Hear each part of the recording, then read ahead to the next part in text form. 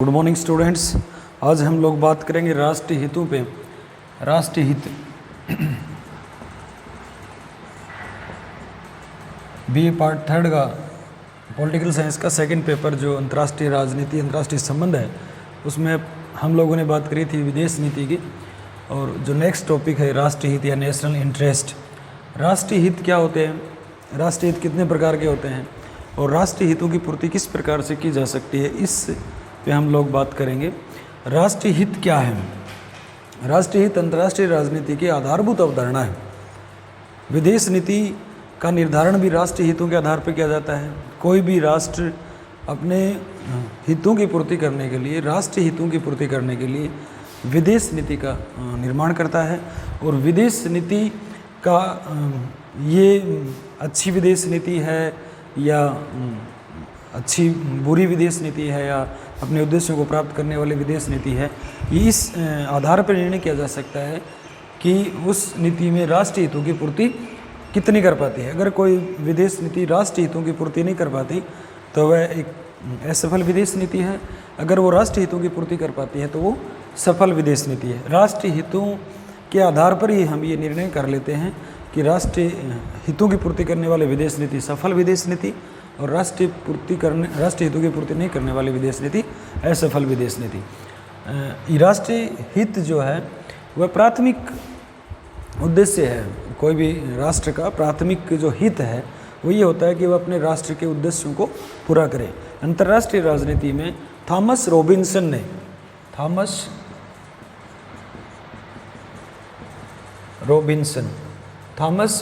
ने 6 प्रकार के राष्ट्रीय हित बताए। 6 प्रकार के राष्ट्रीय हित बताए, जिनमें से नंबर 1 प्राथमिक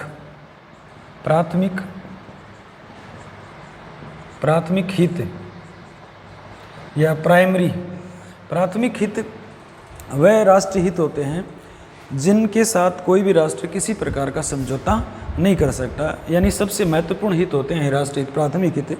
थॉमस रॉबिन्सन ने माना कि वह हित जो सबसे महत्वपूर्ण होते हैं और जिनके साथ में किसी प्रकार का समझौता कोई भी राष्ट्र नहीं करता है।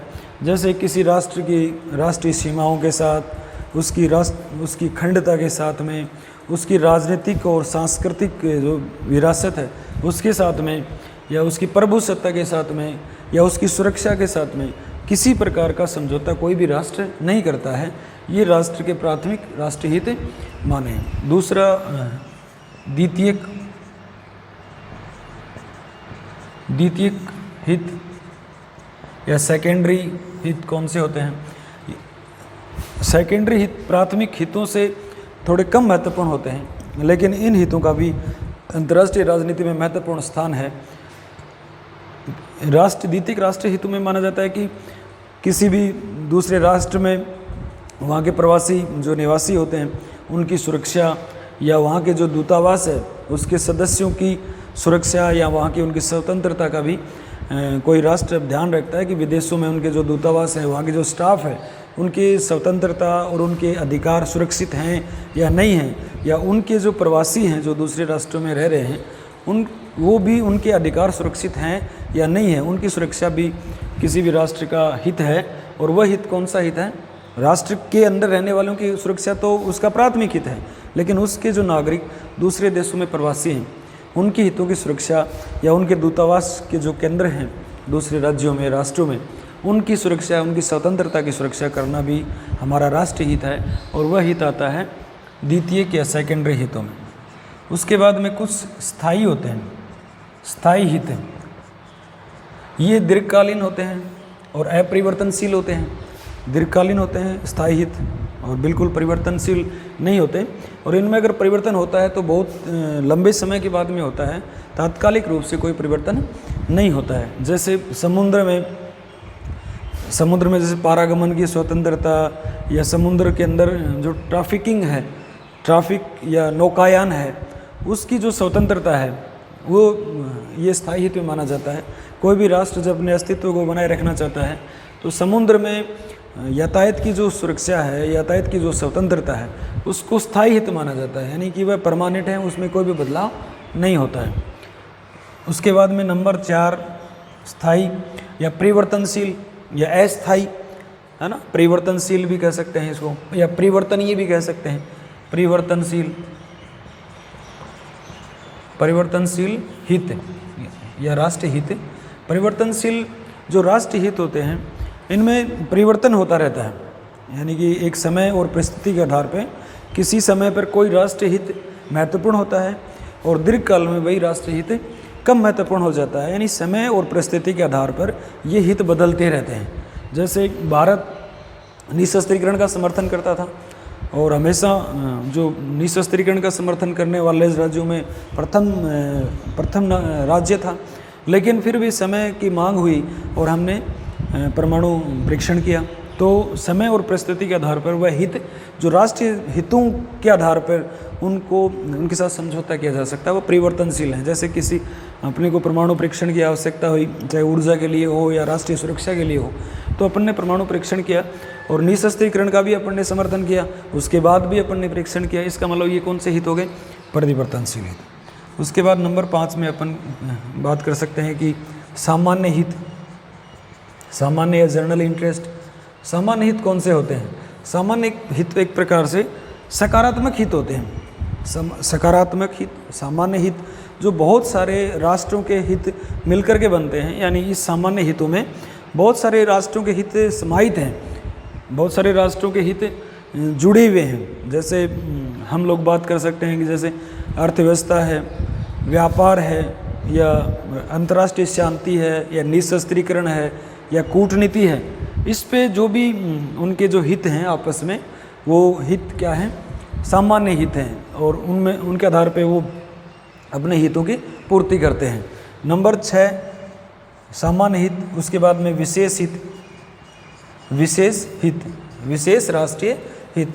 विशेष राष्ट्रीय हित वह हित होते हैं जो सामान्य हितों में से ही विस्तार हैं, या सामान्य हितों में से ही जो निकलते हैं। विशेष हित जैसे तृतीय विश्व युद्ध या थर्ड वर्ल्ड कंट्रीज़ के जो देश थे, उनके कुछ उद्देश्य सामान्य हितों में, जैसे अपन ने सामान्य हितों में बात करी कि अर्थव्यवस्था, व्यापार, या अंतर्राष्ट्रीय शांति, या कूटनीति, या निशस्त्रीकरण, इन्हीं में से ही जो तीसरे विश्व या तृतीय विश्व जो है या थर्ड वर्ल्ड कंट्रीज़ हैं, उनके विशेष हित, समय के साथ में कोई भी हित सामान्य है और कोई भी हित क्या हो जाता है? विशेष। जैसे अर्थव्यवस्था एक सामान्य हित है जो कॉमन है बहुत सारे राष्ट्रों का, लेकिन इसमें जैसे WTO है ना, या WTO या नई अंतर्राष्ट्रीय अर्थव्यवस्था, न्यू इकोनॉमिक ऑर्डर, जैसे नियो कह सकते हैं, इनके उद्देश्यों को प्राप्त करना, नई अंतर्राष्ट्रीय अर्थव्यवस्था के उद्देश्यों को प्राप्त करना तीसरे विश्व के देशों का प्रमुख या विशेष हित हो जाता है। तो इस प्रकार से थॉमस रॉबिन्सन ने कहा कि ये 6 प्रकार के हित जो हैं वो राष्ट्र हित, 6 प्रकार के हित को बांटा, और जो किसी भी राष्ट्र के जो हित हैं उनको मोटे रूप में 6 भागों में बांटा जा सकता है। अब इन राष्ट्रीय हितों की पूर्ति किस प्रकार से की जाती है? भाई राष्ट्रीय हित प्रत्येक राष्ट्र के सब प्रमुख हित हैं, और विदेश नीति उन हितों की पूर्ति करती है, लेकिन वो विदेश नीति उन हितों की पूर्ति किस प्रकार से करती है, यानी राष्ट्रीय हितों की पूर्ति के साधन क्या है? राष्ट्रीय हितों की पूर्ति करने के साधन, किन साधनों के द्वारा राष्ट्रीय हितों की पूर्ति की जा सकती है? तो प्रत्येक राष्ट्र अपने राष्ट्रीय हितों की पूर्ति में लगा हुआ है। प्रत्येक राष्ट्र जो भी स्वतंत्र राष्ट्र है वो अपने राष्ट्रीय हितों की पूर्ति करने में लगा हुआ है। और किन के माध्यम से लगा हुआ है? जैसे कूटनीति, डिप्लोमेसी जिसको अपन कह सकते हैं, कूटनीति के माध्यम से प्रत्येक राष्ट्र की जो विदेश नीति है उनके जो उद्देश्य हैं उनको कूटनीति के माध्यम से प्राप्त किया जाता है। जैसे कूटनीतिज्ञ वार्ता के द्वारा, या मध्यस्थता के द्वारा, या समझौते के द्वारा अपनी कूटनीतिक उद्देश्यों को प्राप्त या विदेश नीति के उद्देश्यों को प्राप्त करने के लिए डिप्लोमेसी का सहारा लेता है। या राजनीतिज्ञ जो हैं उस समय पर दूसरे राष्ट्रों के जो राजनीतिज्ञ हैं उनके साथ में जो वार्ता करते हैं या मध्यस्थता करते हैं या कोई समझौता करते हैं, वो कूटनीति में आता है। यानी कूटनीति राष्ट्रीय हितों को प्राप्त करने का प्रथम साधन है। उसके बाद हम बात कर सकते हैं प्रचार। कोई भी राष्ट्र अपने राष्ट्रीय हितों का प्रचार करता है ना, और उस प्रचार में क्या होता है? प्रचार में दूसरे जो राष्ट्र हैं वो राष्ट्र उन हितों को प्रमुख मानने लग जाते हैं कि ये जो हित हैं ये उस राष्ट्र के प्राथमिक हित हैं, और इन हितों की पूर्ति करना उस राष्ट्र का प्रमुख लक्ष्य है, प्रमुख उद्देश्य है, और ये हितों की स्वीकृति मिल जाती है दूसरे राष्ट्रों के द्वारा। हम अगर या कोई भी राष्ट्र जो है वो किसी प्रकार से अपने विदेश नीति के प्रमुख हितों की बात बार बार करेगा या उसका प्रचार करेगा, तो अन्य राष्ट्र उसको एक प्रकार से स्वीकृति या उसको क्या प्रदान कर देते हैं, वैधता। उसके बाद बात आती है आर्थिक सहायता की, है ना। आर्थिक सहायता, आर्थिक सहायता जो विश्व के विकसित देश हैं वो विकासशील और पिछड़े राष्ट्रों को आर्थिक सहायता प्रदान करते हैं। आर्थिक सहायता या उन्हें ऋण प्रदान करते हैं, समय समय पे आर्थिक सहायता डोनेशन देते हैं या उनको कर्जा देते हैं, ऋण देते हैं। वो इसलिए देते हैं कि उनसे उनकी राष्ट्रीय हितों की पूर्ति होती है। वो उनसे प्राकृतिक संसाधन या कच्चे माल या मजदूर अपने देशों में आराम से आयात कर सकते हैं और रॉ मटेरियल जो है उन देशों से ला करके और उसको कन्वर्ट करके मशीनरी के द्वारा उन्हीं देशों में दोबारा बिजनेस किया जाता है। उन देशों में उनके एक प्रकार से वो एरिया होता है जहाँ पे इकोनॉमी, अपने देश की इकोनॉमी वो बढ़ा सकते हैं और उनके लिए बड़ा मार्केट है वो, क्योंकि वो उन राष्ट्रों को उन्होंने आर्थिक सहायता प्रदान करी है। तो वो एक प्रकार से बाज़ार उपलब्ध होता है उनमें, वहाँ से जो कच्चा माल है वो ले सकते हैं। नंबर 4, कूटनीति के उद्देश्यों में जैसे संधि है ना, या समझौते हैं। संधि या समझौते भी क्या है, दो राष्ट्रों के बीच में कोई संधि होती है या कोई समझौता होता है, वो भी राष्ट्रीय हितों की पूर्ति करने में प्रमुख साधन है। ये जो समझौते या संधि जो हैं ये राजनीतिक भी हो सकते हैं, सैनिक भी हो सकते हैं। राजनीतिक जैसे एशियान है, आसियान की बात करें, सार्क की बात करें, तो इन देशों के जो संधि जो लोग राष्ट्र आपस में करते हैं वो राजनीतिक संधि करते हैं और उस राजनीतिक संधि के माध्यम से वे अपने राष्ट्रीय हितों की पूर्ति करते हैं। सैनिक समझौते भी करते हैं, जैसे नाटो है, तो वो जो उस नाटो के सदस्य हैं उनके भी अपने सैनिक उद्देश्य हैं जिनसे वो अपनी राष्ट्रीय सुरक्षा करते हैं। तो ये संधि समझौते। उसके बाद में अवपीड़न साधन भी आते हैं। अवपीड़न साधनों में जो कूटनीतिज्ञ हैं वो दूसरे अन्य राष्ट्रों के साथ में वार्ता करके या मध्यस्थता करके या उनको डरा धमका करके या युद्ध करके अपनी जो राष्ट्रीय हितों की पूर्ति करते हैं। ये अवपीड़न साधन एक प्रकार से शांतिपूर्ण होने चाहिए। कुछ अवपीड़न साधन जो हिंसात्मक भी हो सकते हैं और लेकिन अवपीड़न साधन जो है वो मध्यस्थता या वार्ता या प्रचार के माध्यम से ही होने चाहिए।